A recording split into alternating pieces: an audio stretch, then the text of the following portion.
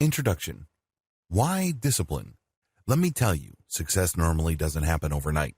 In fact, the people who seem to be able to pull off any kind of success in a very short period of time have actually paid their dues. That's right, they weren't born that way. They had to go through a long process of disappointment, failure, and yes, pain. If you see a lot of winners around you, it's because they put in the time.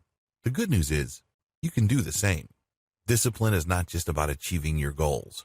It's also about becoming a better person. Because, let's face it, if given a choice, we'd rather do things that are pleasurable, quick, and easy, right here, right now. Unfortunately, life reserves the biggest rewards to people who would rather wait until they eat their cookie. If you develop that skill as a little child, you will be able to become a very successful person indeed. In fact, in a long-term study conducted in the United States, children who were able to delay gratification by foregoing eating a cookie now, in exchange for a promise of eating 2 cookies in the future, turned out to achieve higher levels of career, personal, and health success.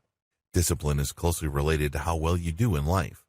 This is not something that you pick up to solve some sort of problem and then promptly drop. Instead, this is a key part of you that you need to invest a proper amount of time, effort, and energy in, which will continue to pay dividends long into the future.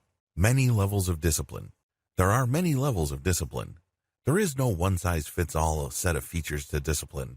In many cases, it requires adaptability, depending on the particular set of circumstances you're dealing with. With certain people, you need more discipline than others.